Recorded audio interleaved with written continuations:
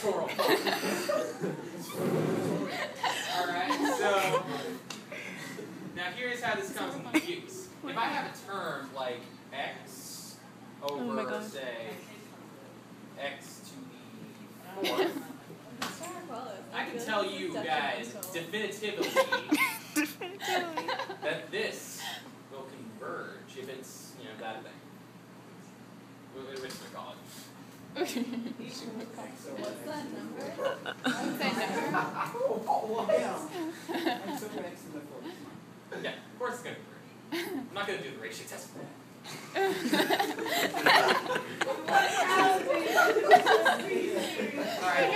Now watch this. You got kids want to see something really cool? Yes. If I got something like this, right? Check this. If I got Oh no. If I got something like this, 2 minus x to the n over n times 3 to the n, alright? If I got something cool like this, you kids do the ratio test on that? You kids do the ratio test? Yes. Let me tell you something.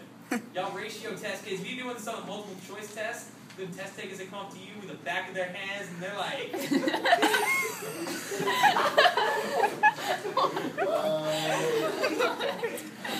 Alright, so I'm gonna start working over here. Alright, so I could isolate that function into 1 over n times, what is that, 2 minus x? 2 minus x over 3 to the n.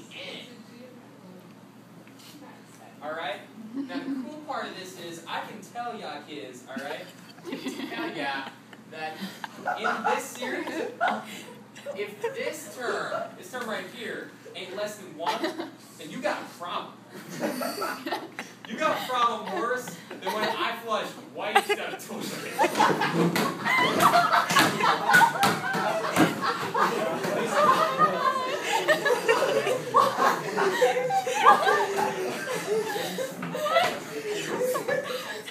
Alright, I'm gonna tell you something.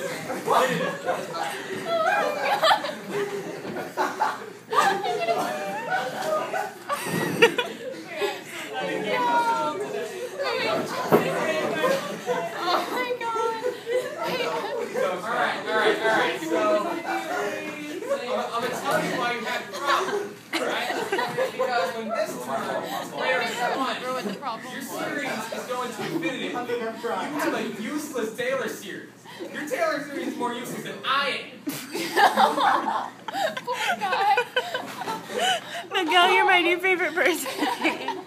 Alright, so I can just skip the ratio test fun and break it down all the way to the absolute value 2 minus x over 3 has to be less than 1. Because if it ain't, there is some serious doom. Mr. Wallace, if he doesn't get an A, I'm boycotting this class from now on. Alright, so now with this presentation, yes! we're in class. Alright, For this presentation. Yeah, y'all know, you guys know how to solve this. It's basic algebra, Oh my god. And this.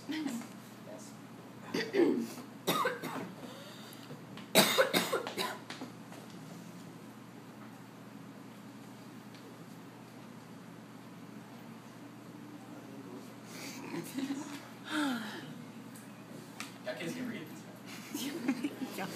Well, no, Can you see I can't. You should read it, What's Kyle. that number on the bottom left? think so. What is It's that? a I know five. it's It's how we simplify this out, right? Yeah. No, it looks like a cube.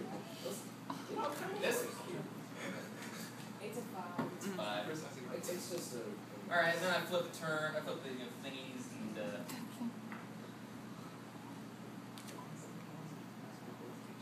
So yeah, -1 is less than x is less than 5. Your kids would have gotten the same thing in about 20 more series steps if you had used the ratio test. But no! I used the Miguel test. Yeah, you did. Betcha. Mr. Wallace, what do you think of the Gale test? Alright, now let me to you kids this hierarchy over Are we here. still playing roulette?